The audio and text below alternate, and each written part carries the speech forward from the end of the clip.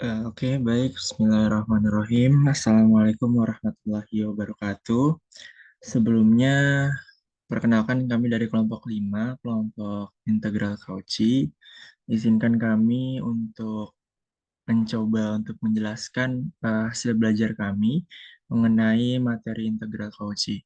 Adapun untuk anggota kelompok dari kelompok 5 adalah saya sendiri, Muhammad Rizky Rahman Hakim, ada Rafli Sultan Rabbani, ada Muhammad Rizky Firmansyah, Ulwan Kotada, Stephen G, dan juga Gilang Ramadan.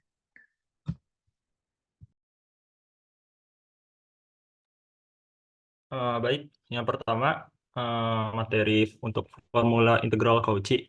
Jadi ada teorema yang berbunyi, misalkan f adalah suatu fungsi dan f ini analitik di semua tempat di dalam dan di atas kontur tertutup sederhana, kita sebut kontur C, yang diambil dalam arti positif atau berlawanan arah jarum jam. Jika Z0 adalah sebuah titik di dalam C, maka bisa kita definisikan bisa kita rumuskan FZ0 sama dengan 1/2 pi kali dengan integral tertutup C FZ per Z min Z0 dz. Rumus 1 disebut rumus integral Cauchy. Rumus ini menyatakan bahwa jika sebuah fungsi f adalah analitik di dalam dan pada daerah tertutup C, maka nilai-nilai f di dalam C sepenuhnya ditentukan oleh nilai-nilai f di C. Atau ketika rumus integral Cauchy ini juga bisa ditulis sebagai berikut, di mana menjadi integral tertutup C dari Fz per Z min Z0 dz sama dengan 2pi dikali Fz0. Jadi 2pi-nya itu kita kali silang dengan Fz0. Dapat digunakan untuk mengevaluasi integral tertentu di sepanjang kontur tertutup yang sederhana, kontur C tadi. Lanjut.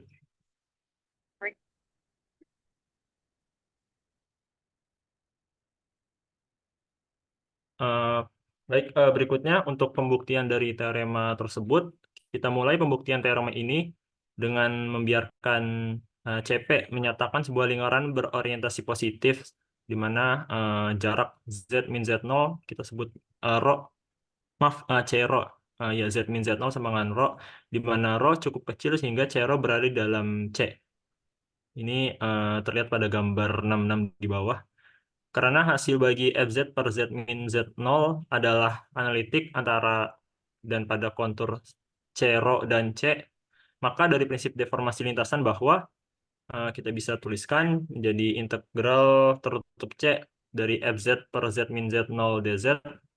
Ini sama dengan kita ganti daerahnya menjadi integral tertutup C rho dari FZ per Z min Z0 dz. Lalu ini selanjutnya ini kita bisa tuliskan sebagai integral tertutup C dari Fz per Z min Z0 dz dikurang dengan Fz0 dikali integral tertutup C rho dari per Z min Z0 dz itu sama dengan integral tertutup C rho dari Fz min Fz0 per Z min Z0 dz. Untuk sekedar tambahan mungkin di gambar ini, jadi yang saya pahami dari integral Cauchy ini, jadi suatu titik lingkaran di dalam daerah tertutup C. Jika pas di garis C itu nanti nilainya akan 0. Jadi makanya pembuktiannya kita ambil suatu daerah C rho yang berada di dalam lintasan C. Oke, selanjutnya.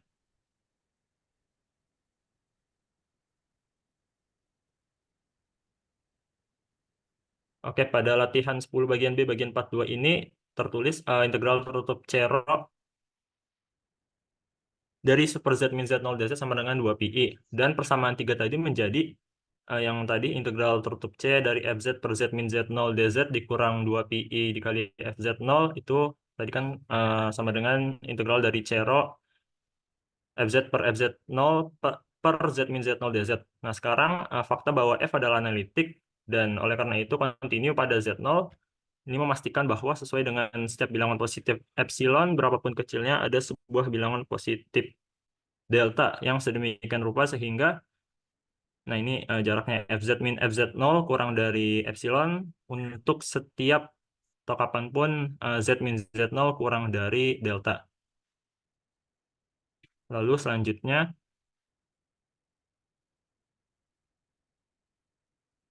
dan misalkan jari-jari rho dari lingkaran C-rho lebih kecil dari angka delta pada pertidaksamaan kedua, karena Z min Z0 itu sama dengan rho dan itu kurang dari delta ketika Z berada di C-rho, maka pertidaksamaan tadi yang kelima berlaku ketika Z adalah titik seperti itu, dan teorema pada bagian 43 yang memberikan batas atas untuk modulus integral kontur memberitahu kita bahwa nilai mutlak dari integral C rho fz min fz0 per z min z0 dz itu kurang dari epsilon per rho kali dengan 2 pi rho, dan itu sama dengan 2 pi epsilon. Berdasarkan persamaan 4, maka integral nilai mutlak dari integral tertutup C fz per z min z0 dz dikurang dengan 2 pi i kali dengan fz0 itu akan kurang dari 2 pi epsilon. Karena sisi kiri pertidaksamaan ini adalah sebuah konstanta non negatif yang kurang dari sebuah bilangan positif yang kecil, maka konstanta ini harus sama dengan 0. Oleh karena itu persamaan 2 valid, dan ini sekaligus membuktikan teorema integral Cauchy.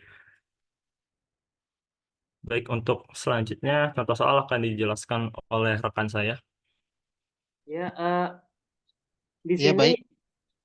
Untuk contoh soal formula integral Cauchy yang pertama, itu soalnya Bentar, itu bentar, ya, sebentar. Pak. Itu kenapa? Rapli dobelan mau ngomong apa gimana? maaf Pak, Giliran ini siapa? aduh, bukan giliran saya. Dikira giliran saya, ternyata bukan. Aduh. Oh, kirain Rapli mau nanya enggak ya udah. Lanjut, lanjut. Ya, baik, Pak. Jadi untuk contoh soal yang pertama, yaitu formula integral Cauchy yang pertama itu evaluasi integral tertutup C, yaitu dari 1 per Z kuadrat tambah 4, di mana C adalah lingkaran Z mutlak dari Z kuadrat dikurang I sama dengan 2. Jadi untuk I-nya itu bisa kita dapat dari integral tertutup dari C dari I per Z kuadrat tambah 4 dz. Jadi untuk pembahasannya, di mana C itu adalah nilai mutlak dari Z kuadrat dikurang I sama dengan 2. Dan pusat lingkarannya itu bisa kita dapat eh, dari C-nya, di mana dia itu pusat lingkarannya 0,1 dan radiusnya itu 2. Dari soal di atas kita dapatkan untuk I-nya sendiri itu kan 1 per Z kuadrat tambah 4. Maka kita bisa dapat 1 per Z kuadrat kurang 4 dikali min 1. Yang kita tahu bahwa I kuadrat itu akan sama dengan min 1. Jadi bisa kita ubah menjadi 1 per Z kuadrat dikurang 4 dikali dengan I kuadrat. Maka bisa kita ubah dengan menggunakan eh, bisa kita ubah menjadi 1 per Z ditambah 2I dikali dengan Z dikurang 2I. Oke, bisa lanjut.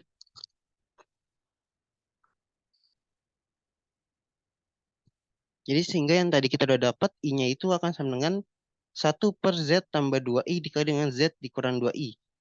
Dan ini untuk, tadi kan kita tahu ya bahwa untuk formulanya itu yang di bawah adalah Z dikurang Z0. Maka untuk Z tambah 2I kita ubah ke atas. Maka kita dapat 1 per Z tambah 2I per Z dikurang 2I. Di mana kita dapat FZ-nya adalah 1 per Z ditambah 2I.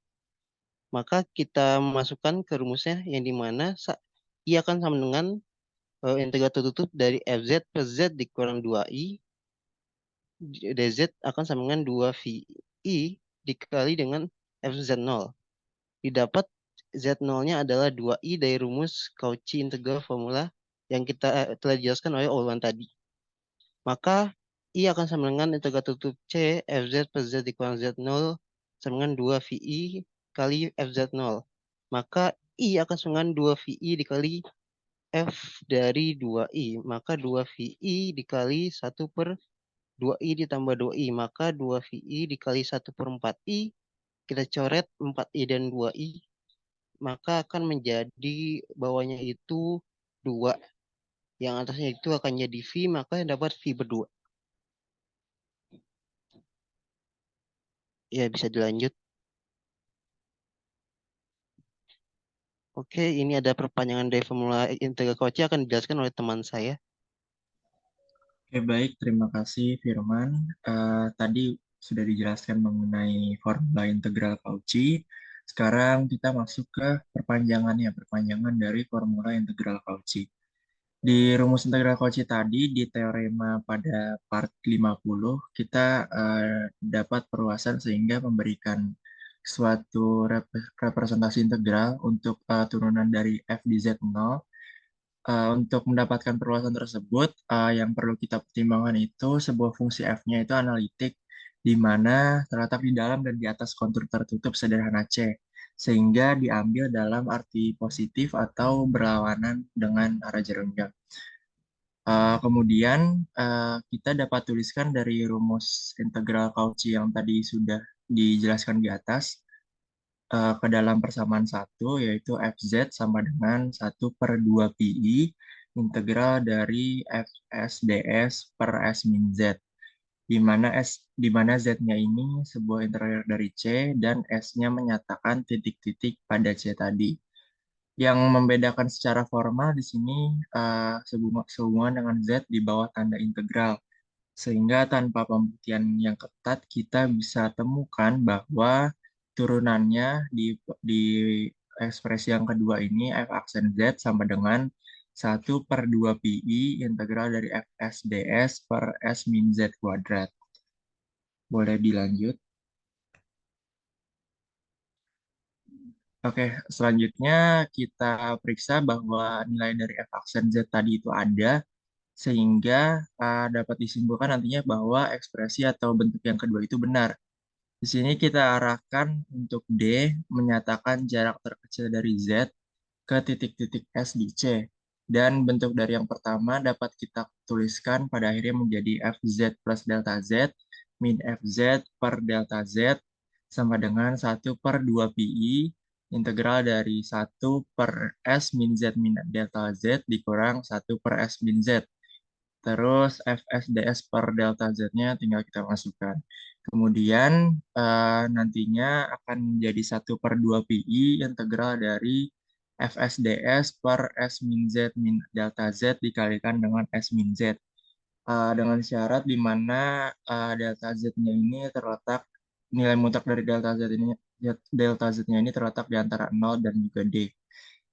Kita bisa lihat di gambar 67 tersebut, sehingga terbukti bahwa Fz plus delta Z min Fz per delta Z dikurang 1/2 pi integral dari Fs ds per S min Z kuadrat itu sama dengan 1/2 pi integral dari delta Z Fs ds per S min Z min delta Z dikalikan dengan S min Z kuadrat. Jadi untuk uh, hasilnya itu terbukti bahwa ruas kiri dan ruas kanan itu sama. Boleh dilanjut? Ya, oke. Selanjutnya, kita misalkan M ini menyatakan nilai maksimum dari nilai mutlak Fs pada C, sehingga dapat kita amati bahwa nilai mutlak S min Z yang tadi itu lebih dari sama dengan D. Dan untuk nilai mutlak Z-nya itu kurang dari D. Sehingga kita dapat tuliskan sebagai berikut, nilai mutlak dari S min Z min delta Z itu sama saja sama dengan nilai mutlak dari S min Z min delta Z lebih dari sama dengan nilai mutlak dari S min Z min nilai mutlak dari delta Z. Nilainya itu lebih dari sama dengan D min nilai mutlak dari delta Z lebih dari 0. Sehingga kita bisa tuliskan menjadi nilai mutlak dari nilai mutlak dari integral dari delta Z FSDS per S min Z min delta Z dikalikan dengan S min Z kuadrat kurang dari sama dengan nilai mutlak dari delta Z dikalikan dengan M dikalikan dengan L per D min nilai mutlak Z dikalikan dengan D kuadrat, di mana L-nya ini sendiri merupakan panjang dari si C tadi. Lalu setelah kita perlihatkan bahwa delta Z ini cenderung 0, kita akan temukan dari pertidaksamaan tersebut bahwa dari sisi kanan di persamaan 3 yang tadi, yang sudah dibahas di awal, itu cenderung 0 juga. Sehingga jika kita limitkan limit dari delta Z menuju 0, Fz plus delta Z min Fz per delta Z dikurang 1/2 PI integral dari FSDS per S min Z kuadrat itu hasilnya juga akan 0. Sehingga bentuk yang kita inginkan di F aksen Z tadi dapat kita tetapkan. Teknik yang sama dapat digunakan juga untuk memeriksa bentuk-bentuk lain seperti misalkan di persamaan atau bentuk yang keempat, kita bisa memeriksa bentuk dari F double aksen Z juga. Sehingga F double aksen Z sama dengan 1/PI integral dari FSDS S min Z pangkat 3. Rinciannya bisa kita lihat di uraian di latihan 9 nanti di bukunya di bagian 52. Nanti bisa dilihat aja penguraiannya begitu. Induksi matematika juga dapat kita pergunakan untuk mendapatkan sampai dengan F n Z. Jadi dari F aksen Z, F double aksen Z sampai F n Z itu dapat kita periksa satu persatu. F n Z sama dengan N faktorial per 2 PI integral dari FSDS per S min Z, tapi untuk pangkatnya berubah menjadi N plus 1. Dengan N itu dari 1, 2, dan seterusnya. Boleh dilanjut? Oke, untuk selanjutnya akan dijelaskan oleh teman saya, Raffi. Ya, masih terkait soal ekstensinya dari formula integral Cauchy ini sendiri. Nah, dengan kesepakatan yang kita miliki bahwa kalau turunan yang ke nolnya Fz ya, itu sama dengan Fz yang memang belum diturunkan, dan dengan 0 faktorial sama dengan 1. Nah, ekspresi yang ditandai dengan normal 5 juga berlaku kalau n-nya sama dengan 0. Yang mana dalam hal ini malah dijadikan rumus integralnya si Cauchy yang bagian pertama ini. Kalau kita tulis dalam bentuk yang nomor 6 ya, bagian dalam bentuk yang nomor 6 ya, integral dalam area C dari Fz dz per Z dikurang ZO, lalu hasil pengurangan tersebut dipangkatkan dengan N plus 1 sama dengan 2pi per N faktorial dikali turunan ke N dari FZO, yang mana N-nya itu sendiri bisa 0, 1, 2, ataupun seterusnya. Pokoknya setiap bilangan non negatif ya. Nah, ekspresi yang ditandai dengan nomor 1 dan nomor 5 dapat berguna dalam mengevaluasi integral tertentu. Nah, saat F-nya itu analitik di dalam dan pada kontur, dan si F-nya ini sendiri ada di kontur tertutup sederhananya C, yang mana dalam arti positif juga si ZO-nya ini sendiri titik yang diletakkan pada sembarang tempat di dalam areanya C ya, di dalam konturnya C. Nah, untuk hal ini sudah diilustrasikan pada presentasi kelompok sebelumnya mungkin ya, yang dapat section 50 ya, di mana N-nya itu 0 ya. Iya, pokoknya di bagian ini juga dipresentasikan juga kalau N-nya itu 0. Begitu, lanjut. Baik, sekarang saya akan menjelaskan untuk contoh soal perpanjangan dari formula integral Cauchy. Jika C adalah lingkaran satuan berorientasi positif mutlak Z sama dengan 1 dan Fz sama dengan XP 2Z, maka integral C XP 2Z per DZ per Z pangkat 4 sama dengan integral C CFZ DZ per 2 dikurang 0 pangkat 31 sama dengan 2pi per 3 faktorial turunan F3 0 sama dengan 8pi per 3. Oke, selanjutnya.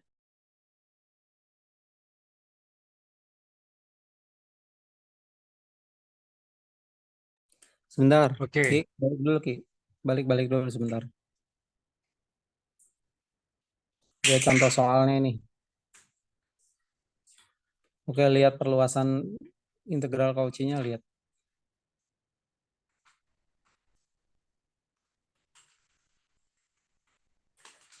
Mana tadi? Integral Cauchy yang perluasannya. Udah, yang ini aja yang tadi. Bukan. Sebelumnya tadi mana?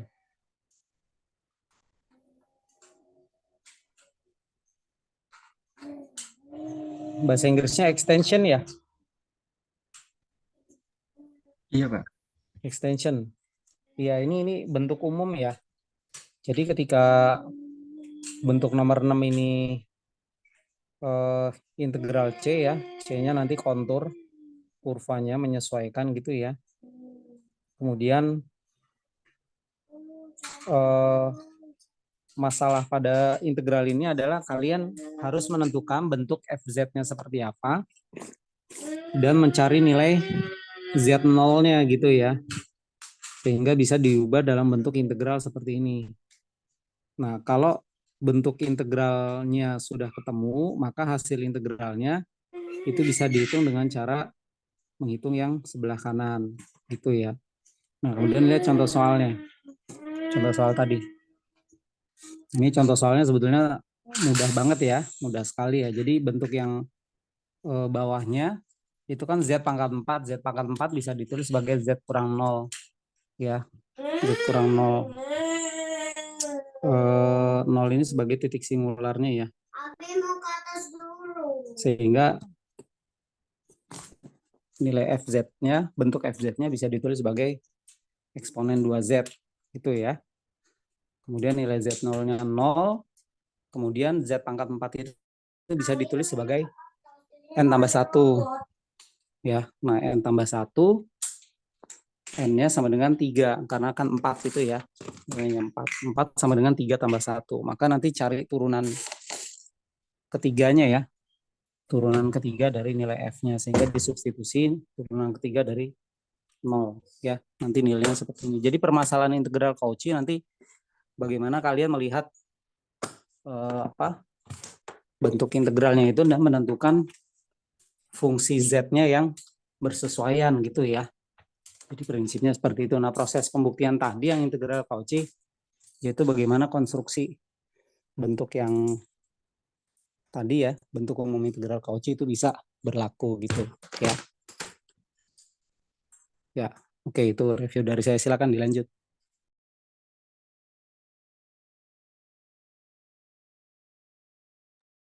Oke, sekarang kita akan melanjutkan ke materi selanjutnya, yaitu ada beberapa konsekuensi dari extension atau perluasan. Nah,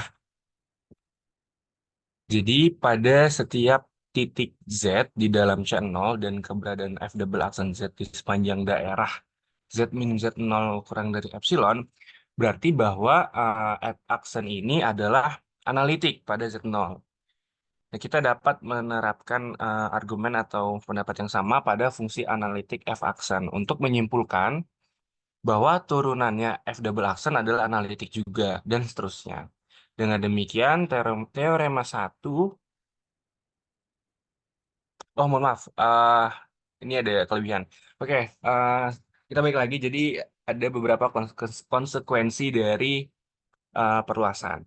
Nah, teorema 1, jika suatu fungsi f adalah analitik pada suatu titik tertentu, maka turunannya juga dari semua tingkat juga analitik. Nah, untuk untuk membuktikan teorema yang luar biasa ini, kita asumsikan bahwa suatu fungsi f adalah analitik pada suatu titik Z0. Nah, maka harus ada suatu lingkungan Z min Z0 kurang dari epsilon dari Z0 di mana F adalah analitik. Akibatnya, ada suatu lingkaran berorientasi positif C0, terus juga berpusat pada Z0, dan berjari-jari epsilon per 2.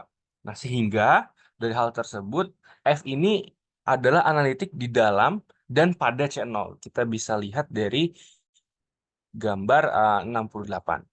Nah, dari ekspresi 4 dibagi 51 tadi, kita tahu bahwa F double aksen Z sama dengan 1 per PI integral C0 F SDS per S min Z pangkat 3. Oke.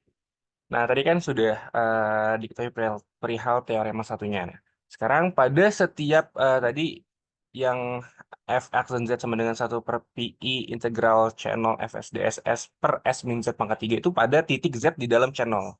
Dan keberadaan f double aksen z di sepanjang daerah z min z0 kurang dari epsilon berarti f aksen ini adalah analitik pada z0. Nah, kita dapat menerapkan argumen yang sama pada fungsi analitik f aksen untuk menyimpulkan bahwa turunannya f double aksen adalah analitik dan seterusnya. Dengan demikian, teorema 1 yang tadi itu sudah terbukti. Nah, tapi ada konsekuensinya.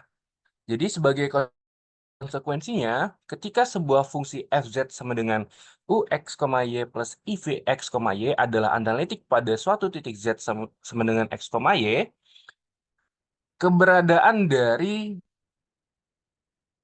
f aksen memastikan kontinuitas f aksen di sana di bagian 19. Kemudian karena bagian 21 f aksen z sama dengan ux plus ivx sama dengan v min uy aksen, kita kita dapat menyimpulkan bahwa turunan parsial orde pertama dari u dan v itu kontinu di titik tersebut. Selain itu, karena f double aksen adalah analitik dan kontinu di z, dan karena f double aksen sama dengan uxx plus ivxx sama dengan v min iuyx, nah dan seterusnya kita sampai pada sebuah kesimpulan bahwasannya yang diantisipasi di bagian 26 di mana fungsi harmonik tadi itu diperkenalkan.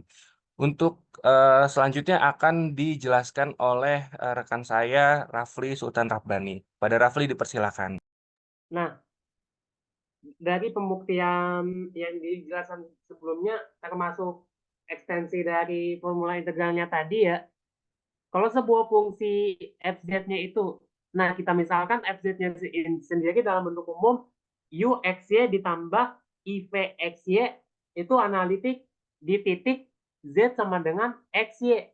Jadinya fungsi komponen u dan v memiliki turunan parsial yang kontinu dari semua order di titik itu. Untuk bukti teorema berikutnya, sebagaimana yang pernah disusun sama M. Morera ya, bergantung pada fakta bahwa turunan dari fungsi analitik juga, seperti yang dinyatakan dalam teorema yang ada di slide sebelumnya ya. Untuk teorema yang saya jelaskan di sini ya, misalkan F-nya itu kontinu di domain D. Kalau integral pada area C dari xz dz itu nilainya 0 buat setiap kontur tertutup C di D, maka F bersifat analitik di seluruh zonanya D. Khususnya apalagi kalau D-nya itu terhubung ya, hanya terhubung.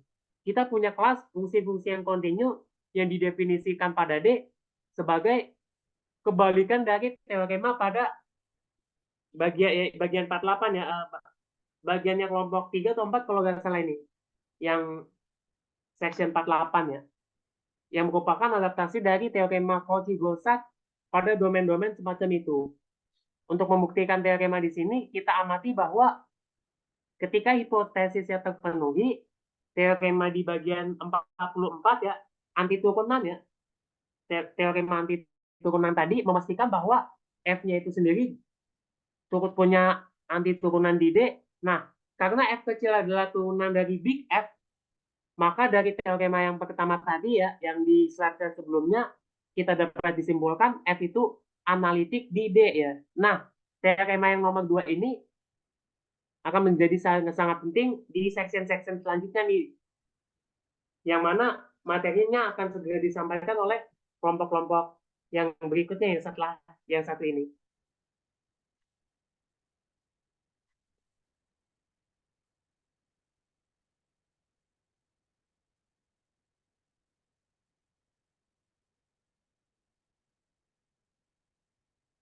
Dan untuk teorema yang berikutnya nih, nah ini termasuk konsekuensi juga sih dari yang teorema yang kedua ya, dan mungkin sebagai sequel ya ibaratnya. Misalkan sebuah fungsi f itu analitik di dalam dan pada sebuah lingkaran CR yang berorientasi positif ya, pokoknya pusatnya gitu ya, sebaran lingkarannya sendiri ada di kuadran 1 ya. Kuadran 1 pada bidang Z ya, berpusat di ZO dan berjari-jari R. Lihat gambar yang di bawah ini ya, kalau MR-nya itu nilai maksimum dari FZ pada CR, maka nilai mutlak dari turunan ke N dari fungsi ZO ya, FZO, lebih kecil atau sama dengan N faktorial MR per R pangkat N, yang mana N-nya itu sendiri bilangan asli ya, bilangan positif, seperti 1, 2, 3, atau seterusnya. Nah, ketidaksamaan yang kita tandai dengan nomor 2 ini namanya ketidaksamaan Cauchy, yang merupakan konsekuensi langsung dari efek ekspresi turunan Kn dari FZO ya, sebagaimana yang tertera di layar kaca semua mahasiswa yang di sini ya, yang di layar Zoom ini ya, bisa dilihat, bisa dicatat, bisa di screenshot ya, yang mana turunan Kn dari FZO itu sendiri bentuk yang agak berbeda dari persamaan yang nomor 6 ya, pada bagian ke-51 ya, yang pernah dijelaskan, yang pernah disebutkan nama kelompok-kelompok sebelumnya mungkin ya, ketika N-nya itu bilangan bulat positif. Nah, kita cuma terapin teorema pada bagian yang sebelumnya, bagian 43 ya, yang pokoknya ada di bab sebelumnya mungkin ya, upper bound for moduli of contour integrals ya, yang memberikan batas atas untuk nilai moduli dari nilai integral kontur, untuk melihat bahwa nilai mutlak dari turunan ke N pada FZO kurang dari atau sama dengan N faktorial per 2pi dikali MR per R pangkat N plus 1 kali 2pi R. Dengan N-nya itu sendiri 1, 2, 3, dan selebihnya. Di mana MR-nya sendiri, seperti pada pernyataan yang teorema yang saya jelaskan saat ini, nah, ketidaksamaan ini tentunya kurang lebih sama dengan ketidaksamaan yang kedua ya. Cuma bedanya di ruas kanannya doang. Gitu.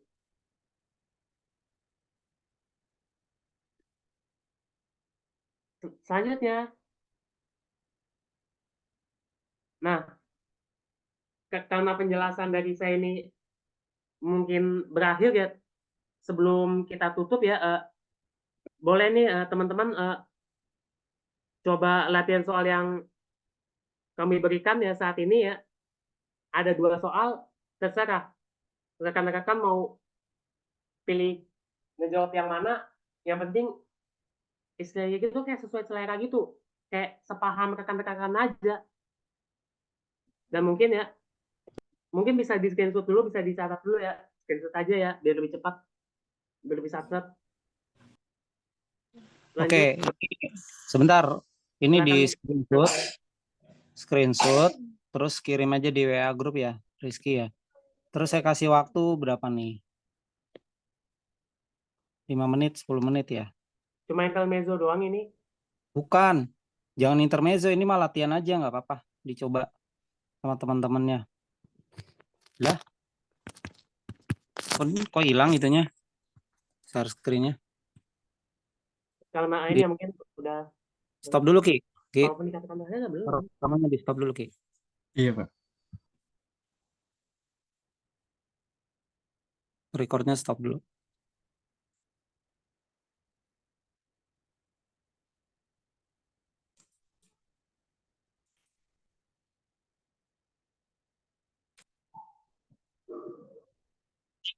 Suaranya apa terdengar?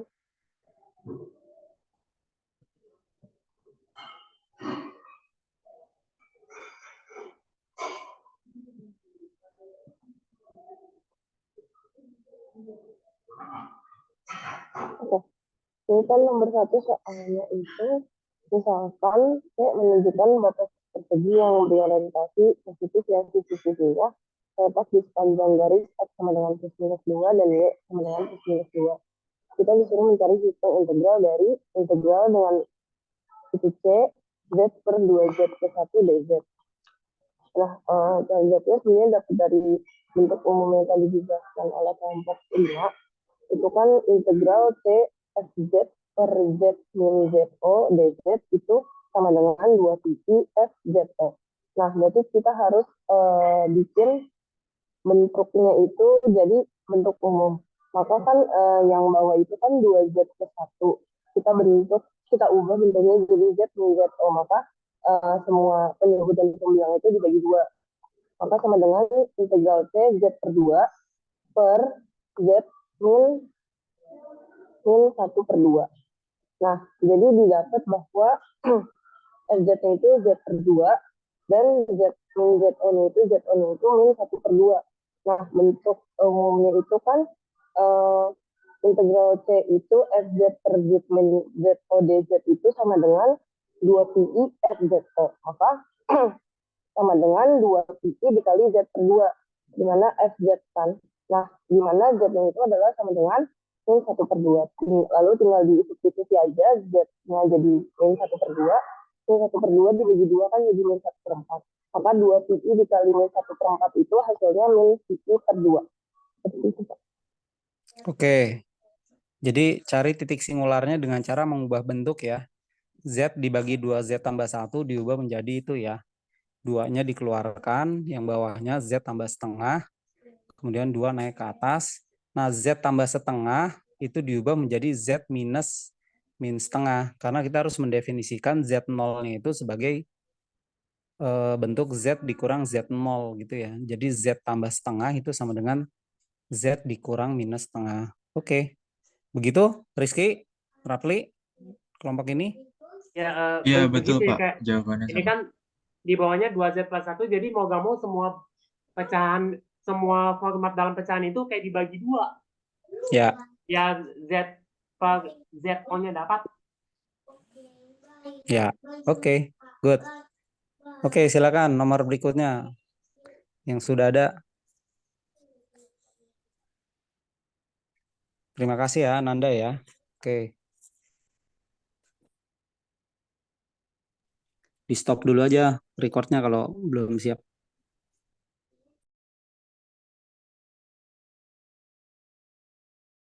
Oh, ini udah ada ya. Siapa ini?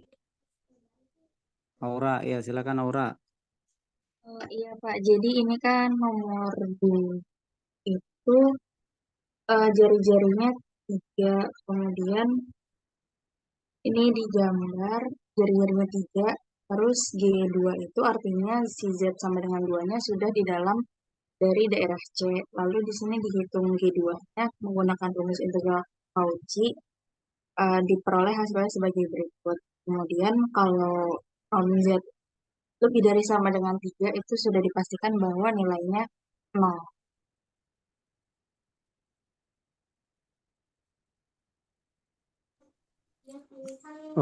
Sebentar. Itu S kurang 2 ya maksudnya? S kurang Z, S kurang 2 ya? Yang di soal S kurang Z, kemudian yang di bawahnya S kurang 2 Pak yang bagian. Oke, nilai G2-nya 8 pi. G2 sama dengan itu.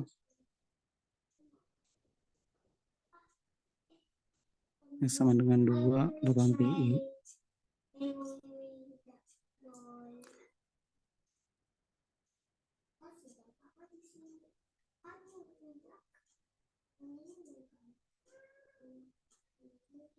Oh iya, ini ada 2 soal ya. Jadi yang pertama dihitungkan nilai G2-nya.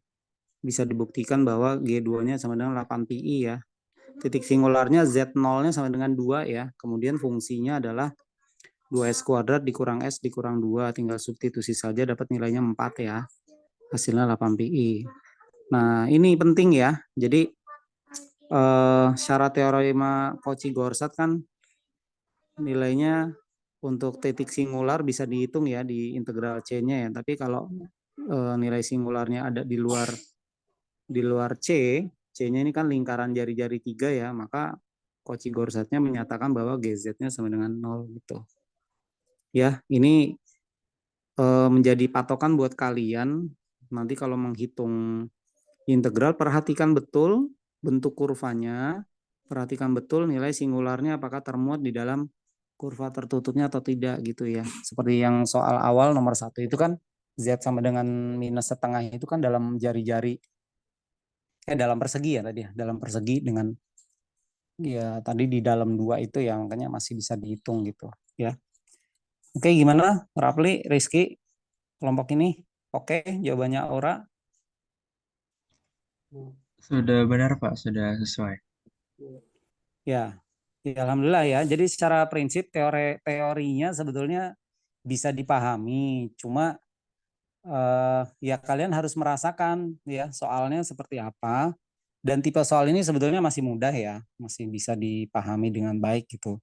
Dan kalau sudah melewati tahap seperti ini, kalian meningkat ke soal-soal yang jenisnya lebih sulit gitu ya. Misalkan pembuktian atau yang sejenis dengan itu. Ya, oke. Ini udah selesai belum tadi materinya? Masih lanjut ya? Ada Kalau satu dari kelompok kelompok lagi 5 Pak, sudah dulu ya. kalau dari Oh, kelompok 5 ada. bisa. Oke, yaudah kelompok ini silakan ditutup kemudian lanjut paparan kelompok berikutnya. Baik, sekian presentasi dari kelompok kami, dari kelompok 5 mengenai teorema integral Cauchy, perpanjangan dan perluasannya. Apabila ada kehilafan dan kelalaian mohon dimaafkan, kurang lebihnya mohon maaf. Wabillahi taufiq wal hidayah. Wassalamualaikum warahmatullahi wabarakatuh.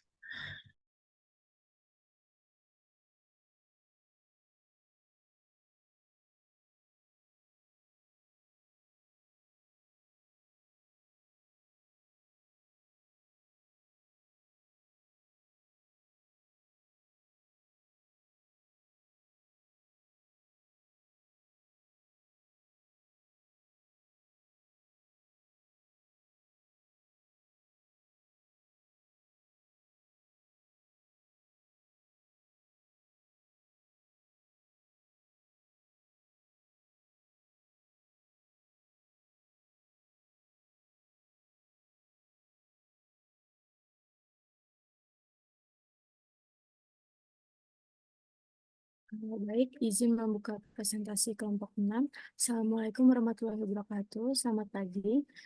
Yang berhormat Bapak Ibnu Hadi, selaku dosen pengampu mata kuliah fungsi variabel kompleks. Kelompok 6 kali ini akan mempresentasikan yang berjudul Liouville's Theorem and the Fundamental Theorem of Algebra dan Maximum Modulus Principle. Di mana kelompok kami yaitu ada Yusuf, Arik, Liza, Leila, Jason, dan Aldona. Selanjutnya akan dilanjutkan oleh rekan saya. Oke, baik. Untuk teori pertama ada teorema Liouville. Jika FZ analitik pada keseluruhan bidang kompleks dan modulus FZ terbatas untuk semua nilai Z, maka FZ-nya kontan. Untuk membuktikan teorema, kita mulai dengan perhitungan Cauchy. Nah, di sini tertulis modulus F pangkat N Z0 lebih kecil sama dengan N faktorial NR per R pangkat N dengan N sama dengan 1, 1, 2, dan seterusnya. Dan F pangkat N Z0 sama dengan N faktorial per 2 pi integral CR Z dz per Z min Z0 pangkat N plus 1 dengan N sama dengan 1, 2, dan seterusnya. Next. Nah, selanjutnya kita ambil N sama dengan 1. Kemudian syarat agar modulus FZ terbatas, ada suatu konstanta tak negatif N, sehingga modulus FZ lebih kecil sama dengan M untuk semua Z.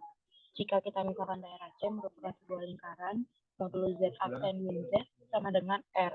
Maka hasilnya modulus F aksen Z lebih kurang dari sama dengan modulus 1 per 2 pi integral tertutup daerah C modulus FZ aksen per modulus Z aksen min Z pangkat kuadrat modulus DZ aksen lebih kecil dari 1 per 2 pi 1 per R kuadrat M2 pi R sama dengan R. Next.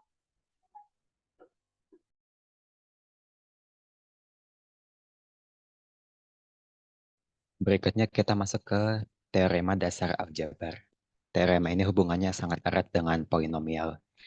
Jadi semua polinomial PZ sama dengan A0 tambah A1Z tambah A2Z kuadrat dan ditambah seterusnya sampai AN Z pangkat N di mana AN itu tidak sama dengan 0, derajat N yang lebih dari sama dengan 1 itu akan bernilai 0 pada setidaknya di satu titik Z. Artinya setidaknya ada satu titik, katakan Z0, di mana PZ0 itu sama dengan 0. Kita coba buktikan menggunakan kontradiksi. Misalkan PZ itu tidak 0 pada semua nilai Z. Jadi kita buat fungsi timbal baliknya, fungsi resiprokalnya, FZ sama dengan 1 per PZ. Itu jelas menyeluruh dan juga terbatas dalam bidang kompleks. Untuk menunjukkan bahwa FZ yang tadi itu terbatas, dapat kita tulis sebagai pecahan parsial W sama dengan A0 per Z pangkat N ditambah A1 per Z pangkat N-1 tambah A2 per Z pangkat N-2 ditambah seterusnya sampai A N-1 per Z. Sehingga PZ sama dengan AN plus W dikali Z pangkat N. Selanjutnya, ada bilangan positif R yang cukup besar dapat ditemukan sehingga modulus masing-masing hasil bagi dalam persamaan 3 yang di atas itu kurang dari bilangan modulus AN per 2 ketika modulus Z lebih besar dari R. Dengan demikian, menunjukkan bahwa modulus dari AN plus W itu lebih besar atau sama dengan modulus dari modulus AN dikurang modulus W yang lebih besar dari modulus AN per 2 ketika modulus Z-nya lebih besar dari R.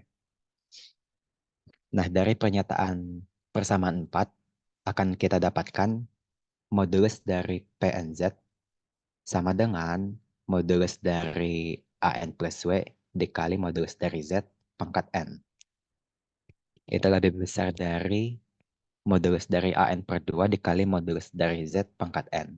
Yang lebih besar dari modulus AN per 2 dikali R pangkat N. Ketika modulus Z lebih besar dari R. Sehingga modulus dari FZ sama dengan 1 per modulus dari PZ. Yang lebih kecil dari 2 per modulus AN dikali R pangkat N.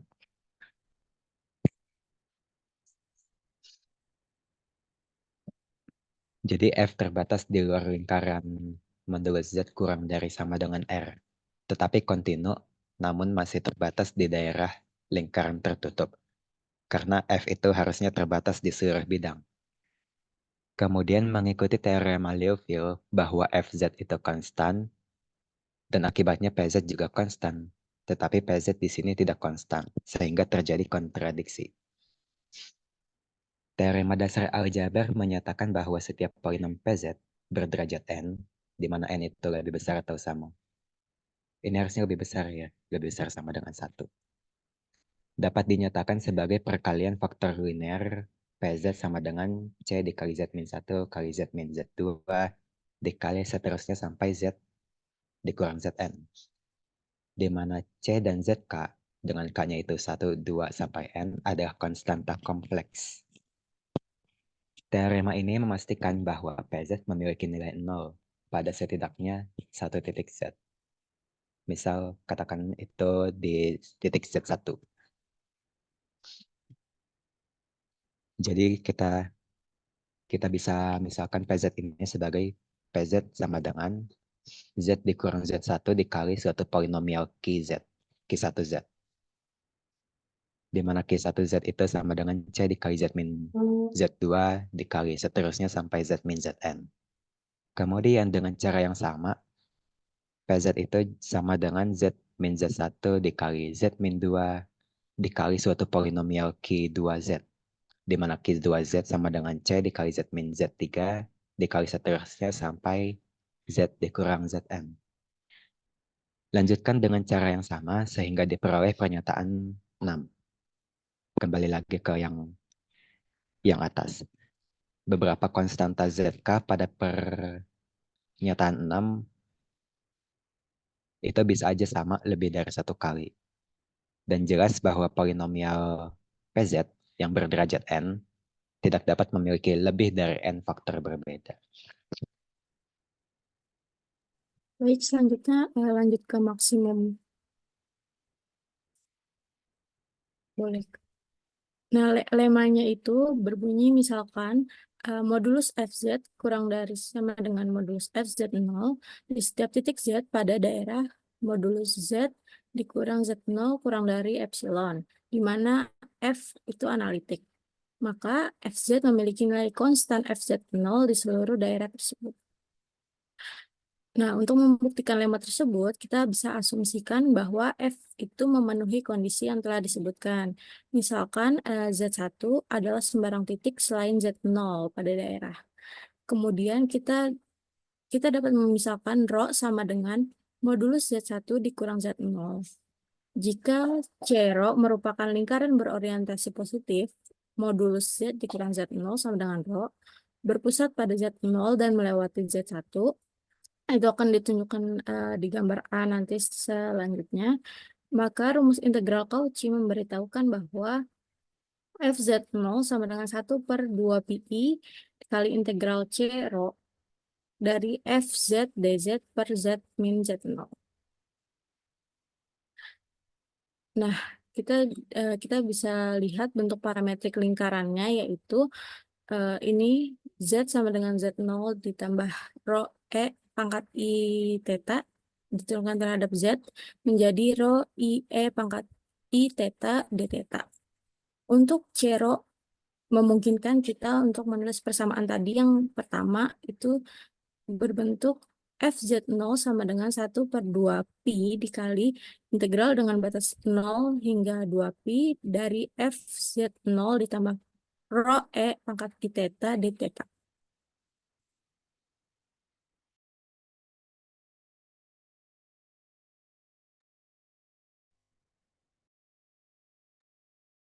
Oke, selanjutnya kita perhatikan dari persamaan dua sebelumnya bahwa ketika suatu fungsi analitik di dalam dan pada lingkaran tertentu, nilai titik tengahnya adalah rata-rata aritmatika dari nilainya pada lingkaran. Hasil ini disebut teorema nilai rata-rata Gauss. Bisa kita lihat pada gambar A. Dari persamaan dua kita meroleh pertidaksamaan, yaitu pertidaksamaan yang ketiga, modulus dari FZ0 kurang dari sama dengan 1/2pi, integral dari 0 sampai 2pi, X, modulus FZ0 plus rho E I pangkat I theta D theta. Next. Kemudian di sisi lain kita juga punya persamaan 4 di mana modulus dari FZ0 plus rho E pangkat I theta kurang dari sama dengan modulus dari FZ0 mengakibatkan integral keduanya itu berlaku juga, yaitu integral dari 0 sampai 2pi modulus FZ0 per FZ0 plus rho E pangkat I theta D theta kurang dari integral 0 sampai 2pi modulus FZ0 D theta. Kalau bisa kita hitung luas kanannya, itu diperoleh 2pi kali modulus FZ0. Dengan demikian, karena kita punya FZ0 lebih dari ruas kanan dan FZ0 kurang dari ruas kiri, berlaku sekarang terbukti dari persamaan 3 dan 5, terbukti bahwa FZ0, modulus FZ0 sama dengan 1/2pi integral dari 0 sampai 2pi modulus FZ0 plus rho E pangkat I theta D theta. Nah, akibatnya kalau misal kita pindahkan ke ruas kiri diperoleh persamaan baru, yaitu 1/2pi integral dari modulus FZ0 dikurang modulus FZ0 plus rho E pangkat I theta D theta sama dengan 0. Selanjutnya akan dijelaskan oleh rekan saya. Integral dalam integral terakhir kontinu dalam variabel theta dan berdasarkan kondisi persamaan keempat, integran tersebut lebih besar dari atau sama dengan 0 pada seluruh interval theta kurang dari sama dengan 0 dan lebih dari sama dengan 0 dan kurang dari 2 karena nilai integralnya 0, maka integralnya harus identik dengan 0 sehingga di sini dapat persamaan ketujuh itu modulus f z0 ditambah rho t pangkat i theta sama dengan modulus f z0 tetanya itu lebih dari sama dengan 0 dan kurang dari sama dengan 2 Ini menunjukkan bahwa modulus fz sama dengan modulus fz0 untuk semua titik z pada lingkaran modulus z dikurang z0 sama dengan rho. Akhirnya, karena Z1 adalah suatu titik sembarang di lingkungan modulus Z kurang Z0 kurang dari 0 dan lebih dari 0 dan kurang dari epsilon, kita dapat melihat bahwa persamaan modulus Fz sama dengan modulus Fz0 terpenuhi untuk semua titik Z yang terletak pada sembarang lingkaran modulus Z dikurang Z0 sama dengan rho, di mana rho itu lebih dari 0 dan kurang dari epsilon. Akibatnya, modulus Fz sama dengan modulus Fz0 dimanapun pada lingkungan modulus Z dikurang Z0 kurang dari epsilon. Tapi kita juga tahu jika modulus suatu fungsi adalah analitik dan konstan dalam suatu domain, fungsi itu sendiri adalah fungsi konstan di domain tersebut. Jadi, Fz sama dengan Fz0 untuk setiap titik Z di daerah yang telah disebutkan. Lema ini dapat digunakan untuk membuktikan teorema berikut, yang dikenal sebagai prinsip modulus maksimum. Teorema itu jika fungsi f analitik dan tidak konstan dalam domain D tertentu, maka modulus Fz tidak memiliki nilai maksimum di D. Artinya, tidak ada titik Z0 di domain sehingga modulus Fz kurang dari sama dengan modulus Fz0 untuk semua titik Z di dalamnya. Mengingat bahwa F analitik dalam D, kita akan membuktikan teorema tersebut dengan mengasumsikan bahwa modulus Fz memang memiliki nilai maksimum di beberapa titik di D, dan kemudian menunjukkan bahwa Fz harus konstan di seluruh D. Pendekatan umum di sini mirip dengan yang diambil dalam pembuktian lemma di bagian sebelumnya. Kita menggambarkan garis poligonal L yang terletak di D dan memanjang dari Z0 ke titik lain P di D. Kemudian D mewakili jarak terpendek dari titik-titik di L ke batas D. Ketika D adalah seluruh bidang, D dapat memiliki bilangan bernilai positif. Selanjutnya, kita mengamati bahwa ada urutan titik yang terbatas. Z0, Z1, Z2, hingga Zn dikurang 1, Zn. Sepanjang garis L sehingga Zn berimpit dengan titik P, dan modulus Zk dikurang Zk min 1 kurang dari D, hanya itu 1, 2, dan seterusnya hingga N.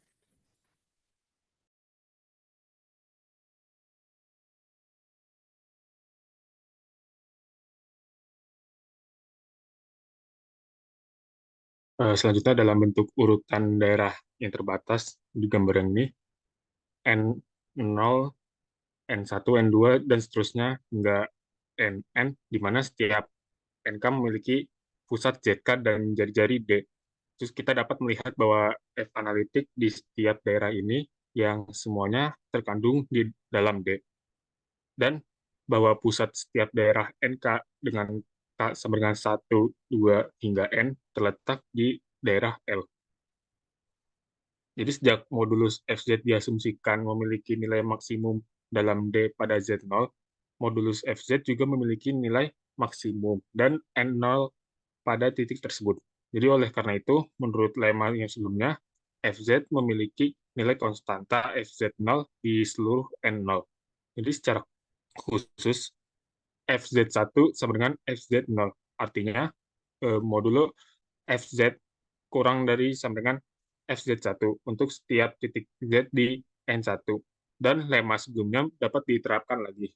Jadi kali ini memberitahu kita bahwa FZ sama dengan FZ1 sama dengan FZ0.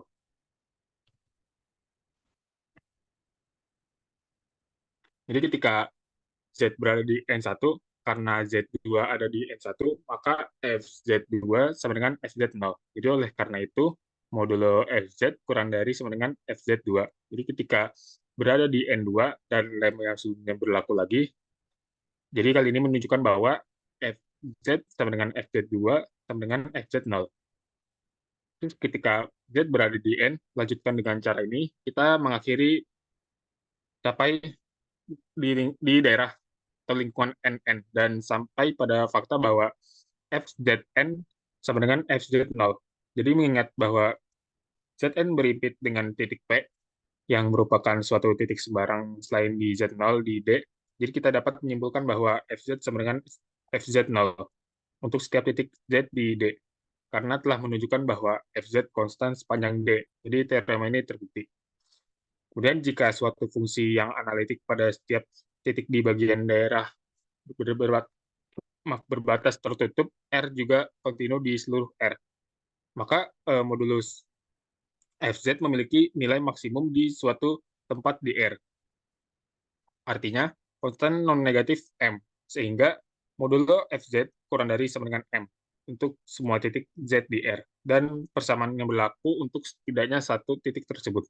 Jadi jika F adalah fungsi konstan, maka modulo FZ sama dengan M untuk semua Z dalam R. Akan tetapi, jika FZ tidak konstan, maka menurut teorema yang baru dibuktikan bahwa modulo FZ tidak sama dengan M untuk setiap titik Z di bagian dalam R. Dengan demikian, kita sampai pada konsekuensi koroleri penting. Dengan korolerinya itu, misalkan suatu fungsi kontinu pada daerah berbatas tertutup R dan fungsi tersebut analitik dan tidak konstan di dalam R, maka nilai maksimum dari modulo FZ di R yang selalu tercapai terjadi di suatu tempat di batas R dan tidak pernah di dalam daerah tersebut.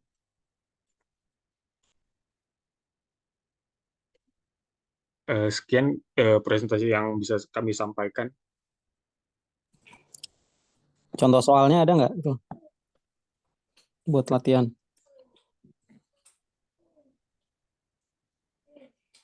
Disiapkan nggak ini? Maaf Pak, pas kami baca di buku itu nggak ada contoh soalnya Pak. Belum ada ya? Iya Pak. Oke. Ya udah nggak apa-apa deh. Ya udah lanjut aja deh presentasinya Ki.